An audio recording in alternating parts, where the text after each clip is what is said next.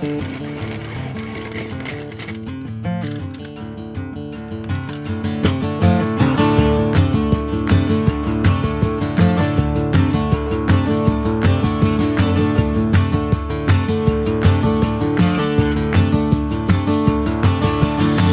Joe Gilder here again from Home Studio Corner. Today I want to talk about compression. This is a compressor pedal that I've used on my pedal board before. Pretty fun, pretty great. But we're going to talk about actually compressors that we use when mixing inside of our software. I use Studio One, whatever you may use. Compressors all behave generally the same way.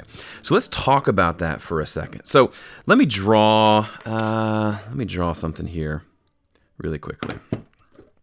I don't have a straight edge, so we're just going to wing it here with the phone. Boink. And boink. Great. And I think I got ink on my phone. That's even better. Okay, here we've got a basic grid. To the right is time, and going up is volume or decibels, okay? This is what we're going to use to kind of talk about what's happening when we use a compressor on a piece of audio on a WAV file. So you're used to seeing WAV files that look like this. There's the center line, and they go like that and get smaller, right? Well, if we take just the top half of that, because the top and bottom halves are mirror images of each other, we can apply that to this grid to help us understand the waveform. So here is our very simple waveform, okay? We're going to use this one, and I'll talk about this in a second, but we're going to put our threshold right here. All right, give me 1 second. Let me ink some of that out. Okay, here's our workspace for the day.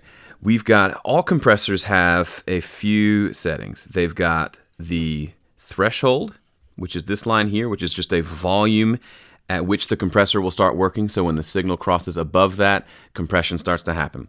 The ratio, which says how much compression is going to happen once it crosses that. And then things like attack and release, and then makeup gain. We'll talk about these in a second. And actually, before we even talk about a regular compressor, let's talk about a limiter. So a limiter is like a regular compressor on steroids. It does the same basic functions, but it does it a lot more dramatically than we might be expecting it to do. And understanding that is going to help us retroactively understand what compressors do. So if you think of a limiter, it's a compressor with an infinite ratio, meaning nothing's going to pass over that. The reason I say that is it's a lot like if Gandalf was standing here holding his staff and he was saying, "None shall pass," or whatever he says, "you shall not pass." Because this is what happens to the waveform when you put a limiter on it. The waveform goes into the limiter looking like that. It comes out of the limiter looking like this. A lot of times limiters are called brick wall limiters because the top of the waveform gets chopped off and looks flat like a brick wall because the limiter lets nothing through. Now, as you can imagine, if you've done any work in audio or experienced mastering or learned about mastering a little bit, that's where limiters come in handy a lot because now we've chopped off that peak. Now what can we do? We can increase the overall volume like this without clipping. Let's say everything above this line here is clipping. We don't want clipping. Clipping is bad. Then we can move this up without clipping, and we increase the volume of the whole thing. That's super nice, well and good, and that's what a limiter does. But we're not talking about limiters today. We're talking about compressors. And what compressors do is they allow some of that original signal to continue to pass over the threshold. It's not a brick wall. It turns it down in certain different specific ways, but it's a little less aggressive so we can actually do a few more things with it, okay? All right, so let's talk about, before we get into attack and release, let's just show what a regular compressor at, let's say, a 2-to-1 ratio does. Let's use nice round numbers. Let's say this is a volume level of 2, this is 0, and this is 4, okay? 0, 2, 4. So the threshold is set at 2 decibels. So the signal is going up here almost to 4. So the input signal looks like this. Here's what the output signal would actually look like on a compressor. It goes in looking like that, but it comes out looking like this. Okay, this section of the audio, the part that crossed the threshold, has now been turned down by a factor of 2 to 1. Okay, if we set this to 3 to 1, then that would go down just a little bit more. Now I'm showing this to you visually. Obviously, we can't see the effect on the waveform when we're mixing. Just like when I'm playing this pedal on my pedal board, I don't see the waveform changing, but we can hear the changes. But sometimes it's not super intuitive to know what exactly is changing here. And being able to visualize it like this can be really helpful. Occasionally, I'll put a compressor on a piece of audio in my system, and I'll render that out so I can see the resulting waveform. That'd be a great way to educate yourself. But that's kind of what I'm trying to do here with this. Okay, so we're back to our original audio. So we know kind of the basics of what compression does. It's turning this part down. But what about attack and release? To me, attack and release are a lot like the tone knobs on a guitar pedal. We can say, yes, I want you to compress a certain amount, but then how are you going to engage with that sound? Are you going to turn it down immediately like a limiter, or are you going to maybe give it some wiggle room to kind of shape the tone? That's where attack and release come in. So attack says, once this signal crosses the threshold, how long do I wait, basically, before I start turning it down?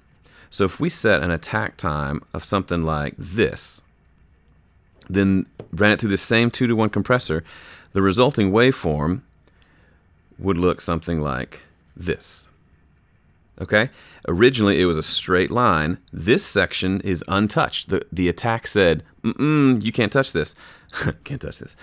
So the waveform, the output of the wave through the compressor is exactly the same here, and then here is where it starts to get turned down.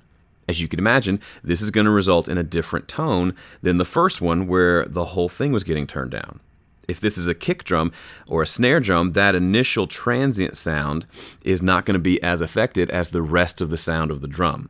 Okay, so we'll get more of the transient and less of the body. But let's say we don't want that. Let's say it's too snappy of a snare drum to begin with, and we want to kind of mellow it out. In that case, we would take this attack time, I'm just erasing like crazy, and we would make it really short. So it's usually measured in milliseconds. So if that was like a 30 millisecond attack, maybe this is a 5 millisecond attack. Now what happens? Here's the original waveform. Only this portion of the waveform remains untouched. The rest of it is getting the 2 to 1 treatment. See what I mean? Now, if that transient was like this, we've chopped off some of it. We can go even lower. We can come way down in here and really just completely we're basically reshaping the waveform. One thing I love about people who use synthesizers and like oscillators and things like that, I think they understand this more than the average person, because all you're doing with a synthesizer is you're creating waves and then you're affecting them. So here we've essentially lopped off portions of this waveform, which is going to make it sound different. And that's what you do with, sawtooth waves and sine waves and square waves and all that. We're affecting the shape of the waveform itself, which affects how we hear it. Okay, so let's go back to our example. We've got a fairly middle-of-the-road attack, and then it goes like this, okay? But then what does release do? Release comes in after the sound goes back across the threshold. And the compressor right here, the compressor is clamping it down, right? It is doing some squeezing to the sound. As the sound comes down below the threshold, the compressor says, oh, you're done, I'm going to let go, and kind of let you back out. So it's kind of like, it's almost like almost like riding in a boat. You go up, you go up and down and up and down. So it comes down, and then the release time says, oh, we're done, and it lets it go. So there's like this bump that happens after the release. If you go with a really fast release time, then once it goes back under the threshold, it bops it right back up, and we're back to the original size of the waveform until the signal comes back up and crosses the threshold again later. If we go with a really slow release time, then the signal gets squished down, and then it takes forever to kind of go back up and continue whatever was happening underneath. As you can imagine, it's hard to, obviously you can't intuitively just say, okay, I understand the theory behind attack and release, but what do they sound like? Attack is going to give you, a slower attack is going to let more of the initial sound through. So you're going to get if it was a kick drum that says boom, you're going to get more of the B sound at the beginning. And the more you slow down or speed up that attack time and make it a smaller number down in the 5, 4, 3 millisecond range, the less of that original sound you're going to hear and the more of it's going to get compressed. On the back end with the release time, it says how much of the, like literally, let's say we're talking about kick drum, B-O-O-M. The B happens on this loudest part, and then the happens kind of in this section, and then the kind of continues because kick drums like to resonate out here. So if that's the case, if we have a fast attack or a little bit slow attack, we let the B come through nice and big, boom, then we're compressing down these guys, and then the release is saying how soon are we letting the back in. So instead of going boom, it might go boom, okay? That's kind of the sound of a rock and roll kick drum. It has this snap at the beginning, and then the middle part gets tamed down a little bit, and then the release lets it back in, so we hear kind of boo, boo, boo, sort of a sound. That's what compression can do. A lot of these sounds down here sound really cool, these sounds over here, but we don't hear them because this part is just so loud. So if we bring this part down, if we compress this front part, and then we can turn up this back part, we've essentially decreased the distance between the loudest and the quietest parts. So here's our waveform.